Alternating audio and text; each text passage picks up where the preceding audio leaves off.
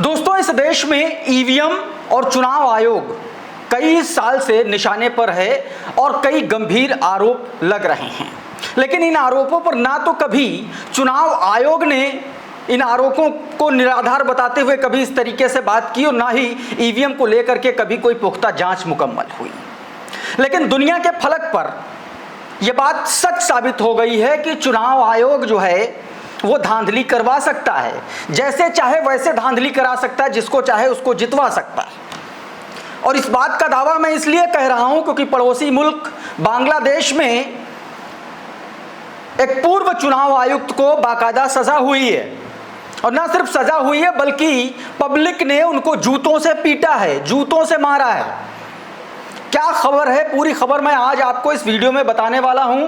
साथ में बताऊंगा कि भारतीय जनता पार्टी की सरकार में किस तरीके से एक म्युनिसिपल कॉरपोरेशन के एडिशनल कमिश्नर को कार्यालय के भीतर गुंडों ने भारतीय जनता पार्टी के पार्षदों की मौजूदगी में बुरी तरीके से पीटा। वो तस्वीरें, वो वीडियोस मैं आपको दिखाने की कोशिश करूंगा और साथ में बताऊंगा कि किस तरीके से बंगाल के मुसलमानों को महाराष्ट्र से भगाया गया और कहा गया पीछे मुड़ करके देखोगे तो गोली मार दूंगा।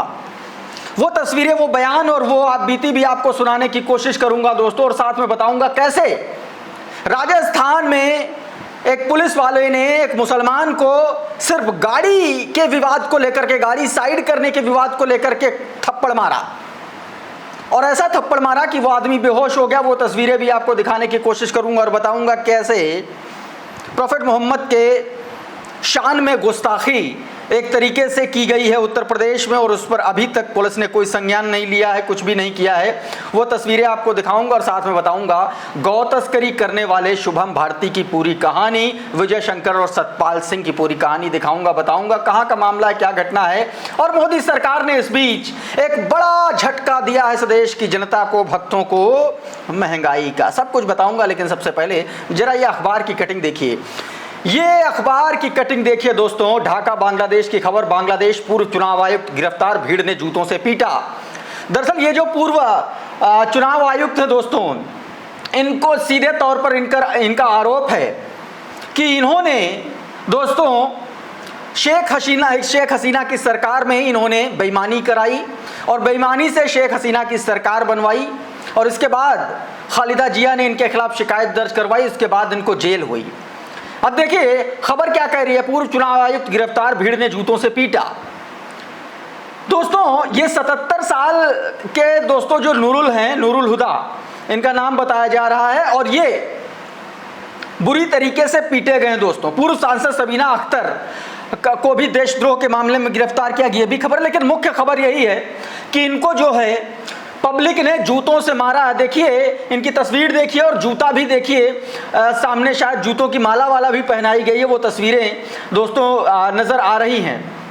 बताया जा रहा है कि जब ये कोर्ट से जो है इनको पुलिस इन्हें गिरफ्तार करके ले जा रही थी, तभी रास्ते में पब्लिक ने इनको जूतों से मारा और बाकायदा इनका जुलूस निकाला और जूतों की माला डाल करके वीडियो भी बनाया। दोस्तों चुनाव आयुक्त या किसी भी देश में कोई भी व्यक्ति पब्लिक से बड़ा, आवाम से बड़ा कोई नहीं होता। आवाम और आईन किसी भी लोकतांत्रिक देश में सबसे बड़े होते हैं, और जब आईन को धता बताकर आवाम को बेवकूफ बनाया जाता है तो ऐसे देश में तस्वीरें इसी तरीके से आती हैं जब आवाम भड़कती है। बांग्लादेश की आवाम भड़की और पूर्व चुनाव आयुक्त को किस तरीके से जूतों से पीटा है। दोस्तों भारत के भी चुनाव आयोग पर बहुत गंभीर सवाल खड़े होते हैं।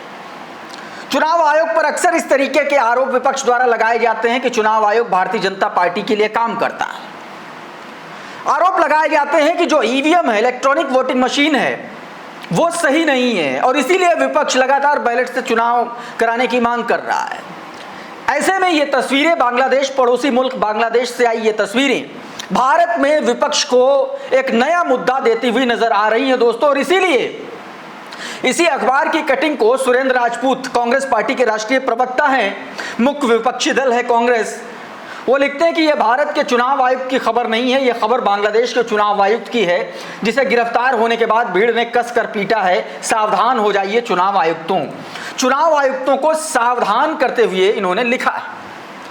इसी को लेकर के एक और ट्विटर हैंडल ने लिखा कि बांग्लादेश के पूर्व चुनाव आयुक्त को जनता ने जमकर पीटा है। इससे पहले बांग्लादेश पोल कमिश्नर को भी गिरफ्तार कर खातिरदारी हो चुकी है। ये देखिए किस तरीके से हेलमेट पहन करके ये जा रहे हैं ताकि इनको जूते ना पड़े, थप्पड़ ना पड़े, इसलिए इनको हेलमेट पहना करके ले जाया जा रहा है। दोस्तों, बांग्लादेश की सीमा भारत से मिलती है और संक्रमण फैल सकता है, यह भी दावा किया गया दोस्तों इस ट्विटर में हैंडल पर। एक और है प्रियंका गांधी नाम का ट्विटर हैंडल है, उसने भी यही अखबार की कटिंग पोस्ट को कहा, चुनाव में हेरफेर करने वाले चुनाव आयुक्त की पिटाई खबर बांग्लादेश की है, वहां की जनता जाग चुकी है, इसलिए शेख हसीना भाग चुकी है। यह बात कहा है, जहां की जनता जाग जाती है वहां के तानाशाह भाग जाते हैं दोस्तों। और अब खबर अपने देश की, ये वीडियो देखिए जरा। ये वीडियो दोस्तों उड़ीसा के म्युनिसिपल कॉरपोरेशन, भुवनेश्वर के म्युनिसिपल कॉरपोरेशन का है, नगर निगम का ये वीडियो है। इसमें देखिए जो व्यक्ति पीटा जा रहा है वो दरअसल वो भुवनेश्वर म्युनिसिपल कॉरपोरेशन का एडिशनल कमिश्नर हैं और इनका नाम दोस्तों जो बताया जा रहा है वो बताया जा रहा है रत्नाकर साहू। रत्नाकर साहू जो है एडिशनल कमिश्नर हैं भुवनेश्वर म्युनिसिपल कॉरपोरेशन के। इनको बाकायदा इनके दफ्तर से खींच करके गुंडों ने दिन के उजाले में बुरी तरीके से पीटा, वो भी भारतीय जनता पार्टी के पार्षदों की मौजूदगी में। ये देखिए किस तरीके से इनको खींच करके ले जाया जा रहा है। ये वही पार्टी है, ये उसी पार्टी के गुंडे बताए जा रहे हैं जो अपने आप को तथाकथित संस्कारी और पार्टी विद डिफरेंस के नाम से जानी जाती है। दोस्तों, सबसे बड़ा सवाल ये है कि अगर यही तस्वीरें, इसी तरीके की तस्वीरें अगर किसी विपक्षी सरकार के राज्य से आ जाती, कांग्रेस या किसी अन्य दल की ऐसे राज्य से आ जाती जहां दूसरे दलों की सरकारें हैं, भारतीय जनता पार्टी की सरकारें नहीं हैं, तो क्या न्यूज चैनल से इस तरीके की तस्वीरें गायब होती? दोस्तों, इस तस्वीर को कहीं भी नहीं दिखाया गया, कहीं भी नहीं बताया गया। और अगर यही तस्वीरें गैर भारतीय जनता पार्टी शासित राज्य की होती तो अब तक पूरे के पूरे गोदी मीडिया पर छाई हुई होती। लेकिन उड़ीसा की तस्वीरें हैं, भारतीय जनता पार्टी की सरकार है, इसलिए सुई पटक सन्नाटा गोदी मीडिया में भी है। और इस पर सवाल उठाया है राजदीप सरदेसाई ने। राजदीप सरदेसाई इंडिया टुडे के कंसल्टिंग एडिटर हैं। इन्होंने बाकायदा सीधे तौर पर ट्वीट करते हुए, इसी वीडियो को ट्वीट करते हुए लिखा है कि absolute shocker of the day, Ratnakar Rao additional commissioner Bhubaneswar municipal corporation was dragged from his office and brutally kicked and assaulted in front of BJP corporators by goon. All this happening in broad daylight. A senior officer being treated in this manner is shameful. If this was an opposition ruled state, news channel would be outraging away. This was happened in BJP ruled Odisha. Strict action must be taken, else impunity of netas and their goons will remain unchecked. Will anyone speak up the Odia pride now? सीधे तौर पर कहा, अब इन तस्वीरों को देख करके कोई उड़िया प्राइड की बात करेगा क्या? इस तरीके की तस्वीरें दोस्तों सामने अब एक और तस्वीर फटाफट दिखा देता हूं दोस्तों। ये द मुस्लिम नाम का ट्विटर हैंडल का एक ट्वीट है, इसमें सीधे तौर पर बताया गया कि किस तरीके से महाराष्ट्र से बीते महीने में कुछ मुसलमानों को जबरदस्ती, जो बंगाल के रहने वाले थे, उनको बांग्लादेश का बता करके वहां भेज दिया गया और बाकायदा ये दावा किया गया कि बीएसएफ ने ये इनसे कहा है कि पीछे मुड़ोगे तो गोली मार देंगे। दोस्तों, दैनिक भास्कर की रिपोर्ट है, छोटा सा हिस्सा देखिए और उसके बाद आपको आगे की बात बताता हूँ। ये वो भारतीय लोग हैं जिन्हें अवैध प्रवासी समझकर जबरदस्ती बांग्लादेश में धकेल दिया गया था। पश्चिम बंगाल से महाराष्ट्र काम करने गए कुछ मजदूरों को इसलिए पकड़ लिया जाता है क्योंकि उन पर शक था कि ये बांग्लादेश से भारत अवैध रूप से रह रहे हैं। महाराष्ट्र पुलिस इन्हें पकड़कर डिटेंशन सेंटर भेज देती है और एक रात इन्हें सीमा पर ले जाकर बांग्लादेश में धक्का दे दिया जाता है। इन सभी को 16 जून को भारत वापस लाया जा चुका है। इन लोगों को बांग्लादेश कैसे भेजा गया और ये वापस कैसे आए, ये जानने के लिए हम पीड़ितों से मिले। पश्चिम बंगाल के 7 मजदूर महाराष्ट्र के अलग अलग जिलों में काम कर रहे थे। इनमें से 4 मुर्शिदाबाद के रहने वाले हैं। मुर्शिदाबाद के बेलडांगा के रहने वाले मिनारुल शेख मुंबई में रहकर ऑनलाइन कपड़ों का काम करते हैं। उनके फोन में काम की वजह से कुछ बांग्लादेशी लोगों के नंबर थे, जिस वजह से महाराष्ट्र पुलिस ने उन्हें पकड़ा। वो घटना पर बताते हैं। 11 जून को हमें अलग अलग जगह से उठाया गया, फिर हमें सिलीगुड़ी भेज दिया गया। इसके बाद बीएसएफ की निगरानी में सभी को बॉर्डर पर धकेल दिया गया। हम 14 जून को बांग्लादेश पहुंच चुके थे। हमने गिड़गिड़ाते और रोते हुए अपने भारतीय होने के सारे डॉक्यूमेंट्स दिखाए, पर वो नहीं माने। तो दोस्तों, इस तरीके से बताया गया कि मुर्शिदाबाद के रहने वाले मिनारुल शेख को बांग्लादेश से लौटे 15 दिन बीत चुके हैं। 2-3 लोग ऐसे हैं दोस्तों 13 तारीख को बताया गया कि इनको जबरदस्ती महाराष्ट्र की पुलिस ने इनको बीएसएफ के हवाले कर दिया गया, इनसे रुपए पैसे छीन लिए गए, इनका आधार कार्ड, पैन कार्ड, आईडी सब कुछ इनसे जमा करा लिया गया, वोटर आईडी कार्ड कुछ नहीं माना गया, 9,000 रुपए भी ले लिए गए और उसके बाद बीएसएफ को सौंप दिया गया और बीएसएफ ने इनको जो है बांग्लादेश भेज दिया, ये कहते हुए कि पीछे मुड़ोगे तो गोली मार दूंगा। उसके बाद जब बंगाल सरकार ने इस मामले में हस्तक्षेप किया उसके बाद इनकी वापसी हुई दोस्तों 16 जून को। तो ये देखिए, ये असली सच्चाई है महाराष्ट्र के दोस्तों। अब एक तस्वीर ये देखिए, जरा खबर देखिए, जर्नो मिरर की कोटा में बाइक हटाने में नाकाम होने पर पुलिसकर्मी ने मुस्लिम युवक को बेरहमी से पीटा और इसी पिटाई में युवक बेहोश हो गए। ये खबर देखिए और साथ में ये वीडियो देखिए, ये पुलिस की पिटाई का वीडियो देखिए, किस तरीके से थप्पड़ मारते हुए देखिए, पहले थप्पड़ से वार्न किया, फिर उसके बाद कॉलर पकड़ा और उसके बाद ले गए दोस्तों।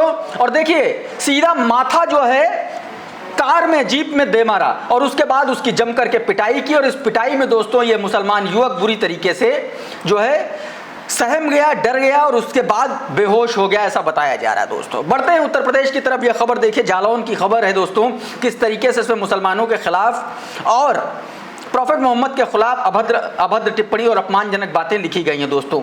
इन खबरों को, इन ट्वीट्स को काफ़ी टाइम बीत चुका है, बावजूद इसके इस पर अभी तक कार्रवाई नहीं हो रही है दोस्तों। और इस पर बाकायदा बताया गया है कि तुलसीनगर उरई जालौन का रहने वाला मत्स्यन गोस्वामी नामक असामाजिक तत्व जो ट्विटर के माध्यम से मुस्लिम समुदाय और अल्लाह को लेकर के अभद्र आपत्तिजनक टिप्पणी कर रहा है, जो कि नाकाबिले बर्दाश्त है। पुलिस को टैग किया गया, पुलिस का रिएक्शन आया, लेकिन पुलिस ने एक्शन क्या लिया वो अभी तक नहीं बताया है दोस्तों। इस ट्वीट में बाकायदा ये सभी चीज़ों को बताया गया है। कहा गया है कि एक दिन से ज्यादा समय बीत चुका है, अपराधी को अभी तक क्यों नहीं गिरफ्तार किया गया है, जालौन पुलिस ने अपराधी को भगा दिया है क्या, इस तरीके से बातें सामने आ रही दोस्तों। अब एक और तस्वीर आपको वाराणसी की दिखाता हूं दोस्तों। ये तस्वीरें देखिए, पुलिस की गिरफ्त में जो लोग आप देख रहे हैं, दरअसल ये वो लोग हैं जो गौ तस्करी में शामिल है और इनके पास ये 4 लोग गिरफ्तार किए गए और इनके पास से 58 गायें बरामद की गई दोस्तों। फर्ज कीजिए कि अगर यहीं पर जो नाम है, पहले नाम बता देता हूं आपको, शुभम भारती, रत्नलाल, विजय शंकर, सतपाल सिंह, ये 4 युवक गिरफ्तार किए जो देख रहे हैं, इन चारों का नाम है। यहीं पर अगर दोस्तों रतनलाल की जगह अगर कहीं रहमान होता और आप सोचिए शुभम भारती की जगह यहाँ कोई अगर सदालुल्लाह कोई मुसलमान युवक होता तो क्या स्थितियां होती। अब तक उसको लिंच कर दिया गया होता, अब तक उसको मारा गया होगा, पीटा गया होता, लहलुहान कर दिया होगा और वो जेल में होता। लेकिन इनके साथ ऐसा कुछ नहीं, हालांकि गिरफ्तार हो चुके हैं। अब दोस्तों एक और तस्वीर दिखाता हूं महाराष्ट्र की। देखिए इस वीडियो में देखिए कि कुछ लोग भाषा के नाम पर मुंबई में लोगों को परेशान कर रहे हैं। अच्छा, बात यह है कि जब भाषा के नाम पर परेशान किया जाता है तो हिंदू मुस्लिम उसमें भी बीच में आ जाता है।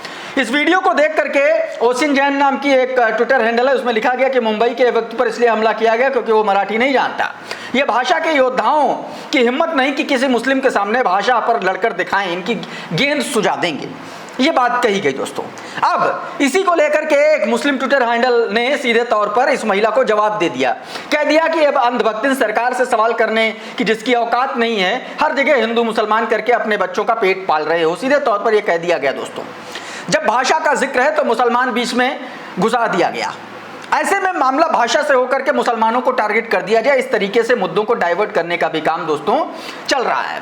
अब एक और तस्वीर दिखाता हूं दोस्तों डोनाल्ड ट्रंप के उस दावे की, जिसमें डोनाल्ड ट्रंप लगातार ये बात कह रहे हैं ऑपरेशन सिंदूर को जो बंद कराया गया, जो सीजफायर पाकिस्तान के बीच में कराया गया, डोनाल्ड ट्रंप कह रहे हैं वो ट्रेड को लेकर के कराया गया।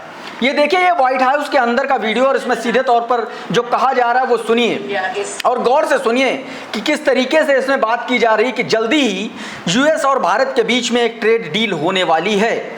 तो अब आशंकाएं इस बात की लगाई जा रही क्या इसी ट्रेड डील की वजह से, क्या इसी ट्रेड डील की वजह से युद्ध रुका, क्या इसी ट्रेड डील की बात डोनाल्ड ट्रंप लगातार कर रहे हैं। डॉक्टर मुकेश कुमार इसी वीडियो को ट्वीट करते हुए लिखते हैं कि अब तो व्हाइट हाउस ने भी ऐलान कर दिया कि भारत के साथ जल्दी ही ट्रेड डील हो जाएगी, बस मोदी सरकार का मुंह बंद है। क्या इसका मतलब यह है कि अमेरिका इस डील को लेकर के बहुत उत्साहित है क्योंकि वो जो हासिल करना चाहता है उसे डील से मिलने वाला है।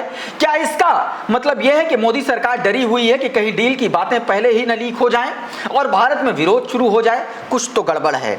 सवाल उठ रहे हैं कि आखिर ऐसी कौन सी डील हो रही है जिसकी धमकी देकर के युद्ध रुक गया, जिस पर मोदी सरकार कुछ बोल नहीं रही है और अब डील की बातें व्हाइट हाउस से निकल करके सामने आ रही हैं। तो आखिर भारत में ये किसके साथ डील होने जा रही है, क्या सीधा सरकार के साथ या किसी मोदी सरकार के किसी चहेते के साथ। इसी का डर है दोस्तों। क्या अब ये जब डील हो जाएगी, जब इसके सामने आएंगी चीजें, तब इसके बारे में पता चलेगा। बहरहाल व्हाइट हाउस की तरफ से बात क्लियर हो चुकी है दोस्तों। दूसरी तरफ 1 जुलाई से मोदी सरकार ने भक्तों को एक बहुत बड़ा तोहफा दिया है। उसने बता दिया कि भैया 1 जुलाई से यानी कि आज से यात्रा महंगी हो जाएगी। एटीएम से अगर आप ज्यादा बार पैसे निकालेंगे तो आपको ज्यादा खर्च देना पड़ेगा, ज्यादा आपको बैंक को पैसे देने पड़ेंगे। ये बात सीधे तौर पर बता दी गई दोस्तों। एनडीटीवी की रिपोर्ट बताती है कि तमाम सारे बदलाव हुए हैं। उसमें से डॉक्टर मुकेश कुमार ने ये ट्वीट किया दोस्तों। अब एक और तस्वीर आपको दिखाता हूं इसी खर्च से जुड़े हुए, आपकी जेब पर असर पड़ते हुए। रणविजय सिंह लिखते हैं कि एक अच्छी खबर है कि अब आप ट्रेन में जब जाएंगे और मान लीजिए आप सेकंड एसी में आप सफर करते हैं, एसी में चाहे फर्स्ट हो, सेकंड हो, थर्ड हो, किसी भी एसी में सफर करते हैं और 1000 किलोमीटर की यात्रा पर आपको 20 रुपए ज्यादा देने पड़ेंगे। यानी कि 20 रुपए किराया महंगा हो गया 1000 किलोमीटर की यात्रा पर। वहीं 1000 किलोमीटर की यात्रा पर स्लीपर में भी 10 रुपए किराया महंगा हो गया है। यानी कि भक्त ताली बजा रहे हैं और भक्तों के सरदार जो है उनकी जेब में घुस करके उनको लूट रहे हैं। तो दोस्तों बहरहाल इस वीडियो में इतना ही। बहुत बहुत शुक्रिया, बहुत बहुत धन्यवाद। आप जुड़े रहिए द लाइव टीवी के साथ। नमस्कार।